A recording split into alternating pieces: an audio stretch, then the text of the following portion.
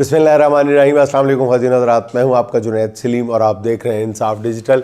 नाज़रीन, गुज़िश्ता रोज़ अपने व्लॉग में अर्ज़ किया था कि इस्लामाबाद हाई कोर्ट के कायम मुक़ाम चीफ़ जस्टिस सरफराज डोगर साहब अपना इंतख़ाब दुरुस्त साबित करने की हर मुमकिन कोशिश कर रहे हैं। वो बहुत तेज़ी में नज़र आ रहे हैं। उनकी गुफ्तगू बता रही है कि वो मुख्तलिफ़ क्वार्टर्स को अपना पैगाम पहुँचाना चाह रहे हैं। फ़िलहाल अपनी अदालत के दीगर जजेज़ उनके लिए बहुत ज़्यादा परेशानी का बायस बने हुए हैं। डोगर साहब फरमाते हैं, कोर्ट में बैठकर जजेस बढ़के मारते हैं। जजेस के पास इख्तियार है, जो मुदाखलत करे उसे ठोक दें। मैं अपनी मर्ज़ी से नहीं आया, मुझे हुकूमत ने पसंद की है। मैं चाहता हूँ तमाम जजेस मेरे साथ चलें। इसके बाद उन्होंने नाम लिए बग़ैर ख़त लिखने वाले जजेस को निशाने पे ले लिया। वो कहते हैं कि जजों को अपने दर्जनों केसेस की समाअत करना होगी ताकि इधर उधर खतूत लिखने की जगह साइलिन के केसेस पर फैसले हो सकें। अफसरों को तलब करने का इख्तियार चीफ़ जस्टिस का है। अगर किसी आइनी ओहदेदार को तलब करना है तो तलब करें और फैसले करें, बढ़ के मारने की ज़रूरत नहीं है। ये फरमान है मोहतरम कायम मुक़ाम चीफ़ जस्टिस साहब का। और साथ ही उन्होंने कहा कि इस्लामाबाद हाई कोर्ट में अब आउट ऑफ टर्न अपीलें नहीं लगेंगी। या वो कहना ये चाहते हैं कि इमरान खान को अलकादर ट्रस्ट केस में जो 14 साल की सज़ा हुई है उसके ख़िलाफ़ अपील की फ़ौरी समाअत भूल जाए, क्योंकि वो आए इस मकसद के लिए थे। अच्छा, जस्टिस डोगर को शायद ख़ुद भी अब एहसास है कि उनका इस्लामाबाद हाई कोर्ट में आना दीगर जजेस को ग्रां गुजरा है, जिसका उन्होंने यूं जवाब दिया है कि मैं ख़ुद नहीं आया, मुझे हुकूमत पसंद करती है इसलिए मुझे यहाँ लाया गया है। मैं सीनियर तरीन जज हूँ।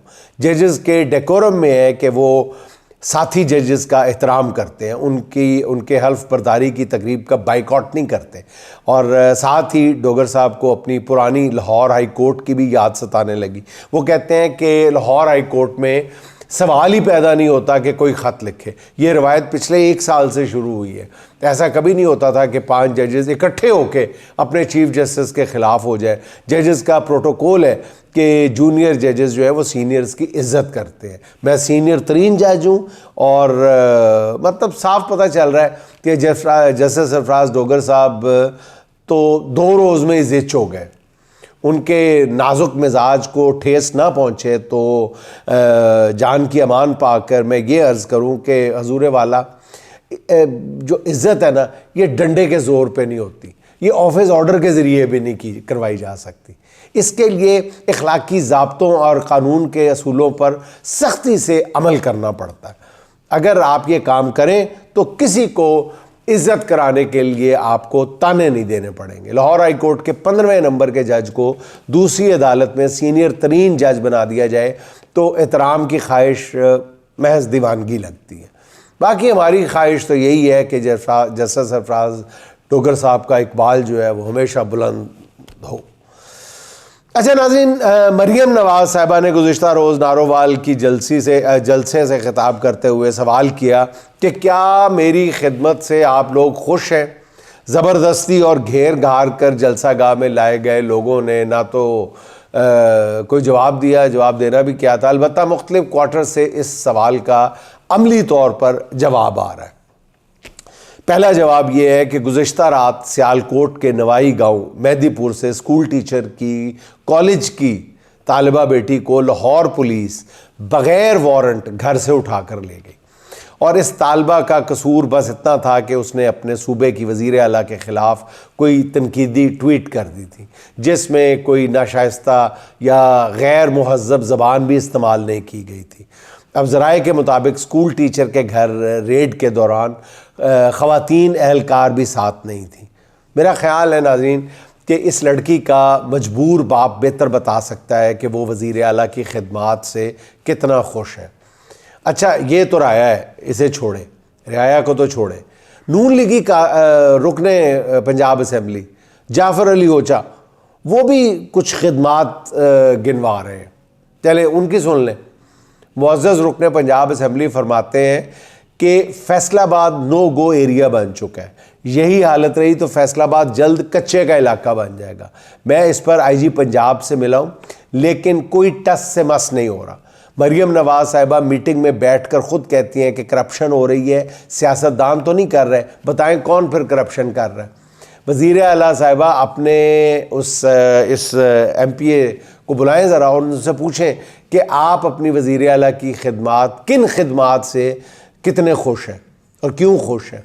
इससे पहले पंजाब असम्बली के डिप्टी स्पीकर ज़हीर इकबाल साहब भी बता चुके हैं कि PTI के एहतजाज के ऐलान होते ही पुलिस पकड़ दगड़ के नाम पे करप्शन का बाज़ार गर्म कर देती है। तो मैडम वज़ीर आला ऐसी खिदमात की मज़ीद तफसीलात अपने डिप्टी स्पीकर साहब से भी ले सकती हैं। अपनों के बाद सियासी मुखालफीन की कुछ सुन लें। हाफजाबाद से MNA अनीका मेहदी हसन, जिन्होंने सायरा अफजल को शिकस्त दी थी, सायरा अफजल तारड़ को, उनकी बिरता सुन लें, जिनका घर और डेरा मिसमार किया गया था। मंडी बहाउद्दीन से MNA हाजी इम्तियाज़ के घर से 110 गाय और भैंसें लोकल एडमिनिस्ट्रेशन ले गई। इससे पहले उनकी 4 मुरब्बा पर लगी चावल की फसल DC साहब काट कर ले गए, जिसकी वीडियो भी मौजूद है। ये भी पंजाब के बासी हैं। मैडम वज़ीर आला साहबा जो है वो उनसे पूछ लें कि ये अवामी नुमाइंदे जो है वो उनकी खिदमात से कितने खुश हैं। खैर, मैडम वज़ीर आला की खिदमात और भी बहुत सारी हैं, मगर फ़िलहाल इन्हीं चंद खिदमात का जिक्र ही काफ़ी है। नाज़रीन, सियासी महाज बहुत गर्म है। कुछ चीज़ें नज़र आ रही हैं और बहुत कुछ नज़र नहीं आ रहा, यानी वो पस पर्दा हो रहा है। इमरान खान के ईद के बाद के एहतजाजी तहरीक की कॉल पर बहुत ज़्यादा परेशानी है। यही वजह है कि हुक्मरानों ने जेल में इमरान खान और बुशरा बीबी पे सख्तियाँ बढ़ा दी हैं। इमरान खान साहब से मुलाकातें महदूद करने का मकसद भी यही है कि जेल के अंदर से नई गाइडलाइन या हिदायत बाहर ना आने पाएँ। अगर आएँ तो वो कन्फ्यूजन का शिकार हो। और हुकूमत पर पड़ने वाली मुश्किल के दौरान कुछ किरदार नाजरीन अचानक सरगर्म हो जाते हैं, जैसे ये मामला होता है अचानक। इन्हीं में से एक रवायती तौर पर किरदार है फैसल वावड़ा साहब। उनका कहना ये है कि तहरीक इंसाफ में फॉरवर्ड ब्लॉक किसी भी वक्त सामने आ सकता है, बड़ा धमाका कर रहे हैं जैसे। अब ये पता नहीं है कि फॉरवर्ड ब्लॉक सामने आता है या नहीं आता। अलबत्ता हुक्मरानों की यह ख्वाहिश बहुत पुरानी है, कोशिशें, काविशें, पैसा सब कुछ लग चुका है, अभी तक तो नहीं आया। लेकिन मैं ये सोचता हूँ कि इस फॉरवर्ड ब्लॉक की हुकूमत को अब ज़रूरत क्या है। अच्छा, अड़ डालना है ऐसे फॉरवर्ड ब्लॉक का। 26वीं तरमीम के बाद अब ऐसे किसी फॉरवर्ड ब्लॉक की अफादियत ही क्या रह गई है। मैदान जो सजना है वो तो सड़कों पे सजना है, और वो सजना ही सजना है। हुक्मरानों की ये बहुत बड़ी नाकामी है कि उन्होंने पार्लियामेंट को इस काबिल ही नहीं छोड़ा कि अब वो मज़ीद उनके अपने ही किसी काम आ सके। इन हालात में फॉरवर्ड ब्लॉक की धमकी से कोई भी अब डरने वाला नहीं है। वैसे भी फॉरवर्ड ब्लॉक में जाने वाले अपने अलावा किसी और का मतलब क्या नुकसान करेंगे। अच्छा नाज़रीन, दूसरी तरफ मारूफ सहाफ़ी मोहम्मद मालिक साहब ने खबर दी है कि उस्मान बुज़दार को वादा माफ़ गवाह बनाने की कोशिश हो रही है, और अगर वो वादा माफ़ गवाह बने तो इमरान खान की फैमिली के ख़िलाफ़ जो केस होगा उसमें बनेंगे। इस हवाले से एक नून लीग के करीब समझे जाने वाले एक और अखबार नवीस काफ़ी दिनों से खबर दे रहे हैं कि बहुत बड़ा गवाह आने वाला है, जिसके बाद सारा सियासी मंजरनामा बदल जाएगा। वो भी गालिबन इशारा उस्मान बुज़दार की तरफ कर रहे हैं। पहली बात तो ये नाज़रीन कि उस्मान बुज़दार वादा माफ़ गवाह बन के कौन सी लंका डाएगा। सबसे मतलब ज़्यादा से ज़्यादा चंद रोज़ के लिए सरकारी मीडिया को कुछ मिर्च मसाला मिल जाएगा। केस साबित करने के लिए वाक़याती शहादतों की ज़रूरत होती है। अगर ऐसा कुछ हुकूमत के पास होता तो इमरान खान पर 225 से ज़्यादा मुकदमात ना बनाने पड़ते। नाज़रीन, एक और यूट्यूबर जो नून लीग के हमदर्द हैं, उनको ये सब कुछ देख के ये इनको बनाया जा रहा है, वादा माफ़ गवाह बनाया जा रहा है बुज़दार साहब को, उन्होंने बुज़दार साहब की शान में कसीदे पढ़ने शुरू कर दिए। वो कहते हैं कि यानी ताकि उनकी क्रेडिबिलिटी को इस्टेब्लिश किया जा सके। कहते हैं वो बेशक हुक्मरान अच्छे नहीं थे, लेकिन इंसान सच्चे थे, यानी कि जब वो गवाही देंगे तो वो सच्ची गवाही देंगे। गला फाड़ फाड़ कर ये साहब बता रहे थे। मैं हैरान रह गया, और मुझे वो बात याद आ गई कि अपनी मर्जी का सच, अपनी मर्जी का झूठ, चुन चुन के जिसको मर्जी आप झूठा, जिसको मर्जी सच्चा साबित करते जाएं। एक मरासी शराब से झूठी तौबा कर लेता है, आपने सुना होगा पहले भी। तो वो अपनी शराब की पहली बोतल उठा के, खाली बोतल होती है, मारता है दीवार में ज़ोर से और गालियाँ देता है कि तेरी वजह से मुझे तलाक हो गई। फिर दूसरी खाली बोतल उठा के ठा करते उठा के मारता है, तेरी वजह से मेरा कारोबार बर्बाद हो गया। तीसरी बोतल उठा के खाली देखता है, मारता है दीवार पर, कहता है तेरी वजह से मेरी औलाद मुझे छोड़ के देखती। चौथी बोतल उठाता है तो वो भरी होती है, कहती तू साइड पे हो जा, तेरा कोई कसूर नहीं। तो नाज़रीन, ये भी वही है कि अब इनको उस्मान बुज़दार साहब में कोई कसूर नज़र नहीं आएगा आने वाले दिनों में। नाज़रीन, ये देखिए कि हुक्मरान जो है वो अपना सत्यानाश करने पर पहले ही तैयार, अब सवार सत्यानाश भी देख लें।